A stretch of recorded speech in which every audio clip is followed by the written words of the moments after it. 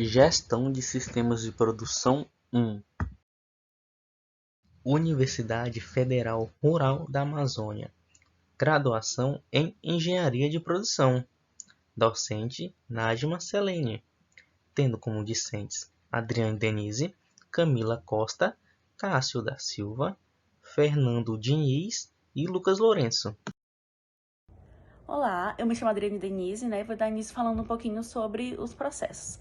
Então, um processo, ele pode ser entendido, né, como um grupo de atividades que são produzidas em uma sequência gradativa e que produz um produto ou um serviço.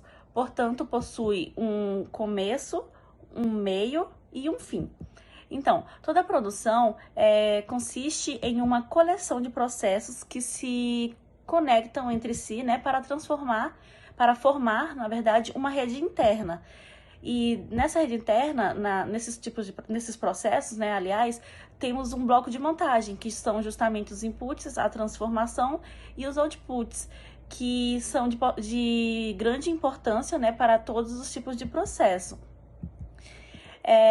A natureza global de um processo é fortemente influenciada, né, pelo volume e pela variedade do que é processado naquele tipo de serviço. Subtende-se, né, que nós temos tipos diferentes de processos. E esses tipos diferentes são definidos como processos de produção e processos de serviço. No nosso caso, nós vamos falar um pouquinho mais sobre os processos de serviço, tendo em vista que a gente escolheu para aplicar uma melhoria no layout, né, no arranjo físico, um restaurante self-service. Pois bem, os processos de serviços, né, eles possuem uma relação direta com duas variáveis, que é o volume e a variedade, conforme está descrito aí na imagem que está no slide. Os processos de produção de serviços, eles são divididos em três, né? E que são os serviços profissionais, as lojas de serviço e os serviços em massa. No nosso caso, como escolhemos um restaurante self-service, né? A gente se encaixa em loja de serviço. Olá, boa noite. Eu vim estar falando sobre os recursos envolvidos no nosso processo. Eles são transformados e transformadores. Eu vim estar falando um pouco sobre. Os recursos transformados são tratados, convertidos ou transformados de alguma forma, né? E os recursos de transformação agem sobre os recursos dos transformados, né? Quais são esses?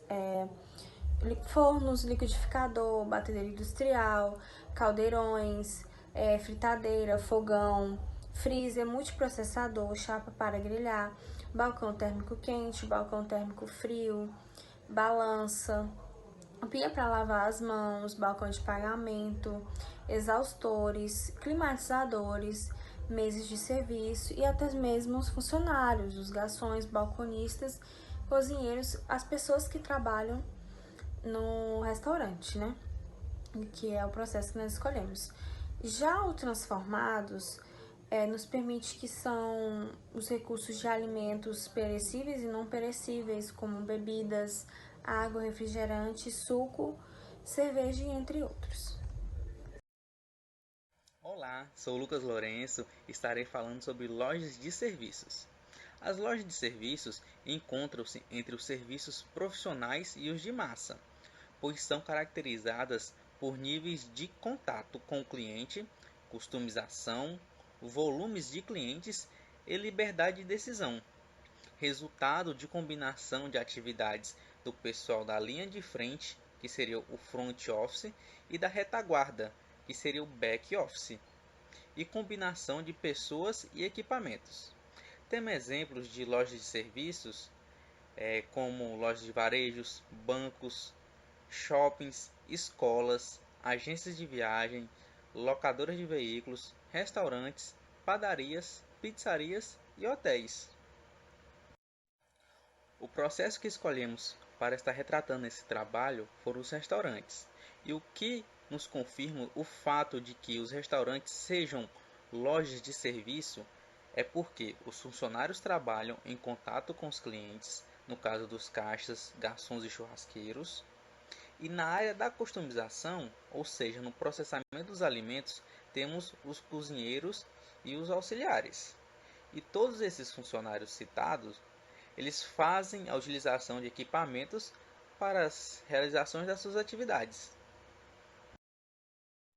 Estarei falando agora um pouco sobre os serviços desenvolvidos dentro do restaurante, que seria o principal deles, o gerenciamento de alimentos e bebidas. Porém, podemos citar alguns outros serviços específicos, como o serviço volante, o serviço empratado, o serviço à americana ou buffet, o serviço à brasileira, o serviço à francesa, o serviço à russa, o serviço à inglesa direto e o serviço à inglesa indireto. Todos eles se tratam de serviços de atendimentos que são praticados por diferentes tipos de restaurantes. No caso de um restaurante, a self-service, temos dois serviços mais comuns, né? Que são os serviços à americana ou buffet e os serviços à brasileira. O serviço americano ou buffet, os pratos eles são organizados em uma mesa principal e os clientes, né, eles vão até essa mesa e se servem sozinhos. Assim, os garçons precisam apenas repor os pratos das mesas e levar as bebidas até os consumidores. Já no serviço à brasileira, é considerado como um serviço prático e despojado, que é muito usado em jantares de família, né? Quando a gente se reúne para uma festa de família. Mas também utilizamos nos restaurantes self-service, que consiste em os garçons levam as refeições até as mesas e os próprios clientes se servem. Vamos falar agora um pouco do arranjo físico atual, né? Que a gente pode perceber aí na ilustração que o fluxo atual é bem confuso, né? Tem momentos que as pessoas deixam de consumir por não conseguirem circular ou até mesmo não conseguirem visualizar. Isso é ruim para o estabelecimento, porque gera perda, né? E como trabalha com alimentos, né? Se o cliente deixa de consumir, a possibilidade de estragar, de perder, é muito grande, porque é um produto perecível, quer dizer, né? Um exemplo é o caixa, né, que interfere na circulação dos clientes dentro do restaurante. Nessa posição que ele está aí, ele gera fila dentro do restaurante e acaba fazendo que as pessoas deixem de circular. Não é que deixa de circular, né, mas interfere na circulação dos clientes, atrapalha para quem está colocando o prato. Então se misturou as pessoas que já serviram estão indo embora e as pessoas que não se serviram. Então acaba esse fluxo, que o ideal seria um fluxo circular dentro do restaurante, e acaba rompendo esse fluxo. Você cria uma barreira física, né, quando você bota uma fila dentro do restaurante. Um outro exemplo também aí é a disposição dos freezers e geladeiras, né, que devido a estarem espalhados e não agrupados, acabam fazendo com que até os funcionários fiquem trabalhando em forma de zigue-zague, ao invés de seguir um fluxo circular, né, que é o fluxo ideal. Um terceiro exemplo também é novamente o caixa, né, que é a posição que ele está, se dificulta a saída do cliente, por causa que o meio do restaurante ali, onde todo mundo está servindo, é a área mais crítica, né? Então, se você coloca o pessoal que está fazendo o pagamento junto com o pessoal que está servindo a refeição, você acaba dificultando a saída das pessoas, que as pessoas acabam de fazer a refeição, elas querem ir embora, né? E o caixa dentro do restaurante, ele atrasa a saída e complica o fluxo. Boa noite. Agora vamos apontar possíveis atividades que não agregam valores ao processo, sendo considerado o arranjo físico atual.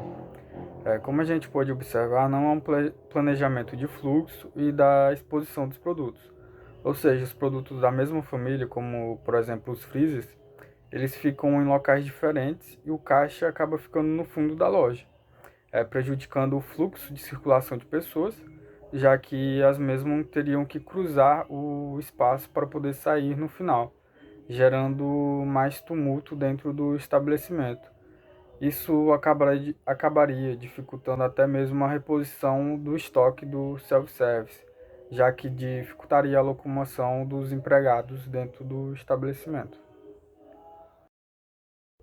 Prosseguindo, apontando as possíveis melhorias no arranjo físico, sendo elas a melhoria de layout, onde ele poderia estar sendo mais enxuto, reservando os produtos em um local só, sendo dividido ele por famílias, como por exemplo, seguindo uma sequência onde os quentes viriam primeiro e logo após viria o setor de frios. A segunda melhoria seria de os produtos não serem mais retirados pelos clientes, e sim solicitados pelos mesmos. E os garçons faziam a retirada e a entrega dos produtos. Com isso surge a necessidade de ser dividido por zonas de atendimento, onde cada garçom iria ser responsável por uma zona. Sendo assim, um atendimento não seria demorado e diminuiria o fluxo de pessoas circulando pelo espaço.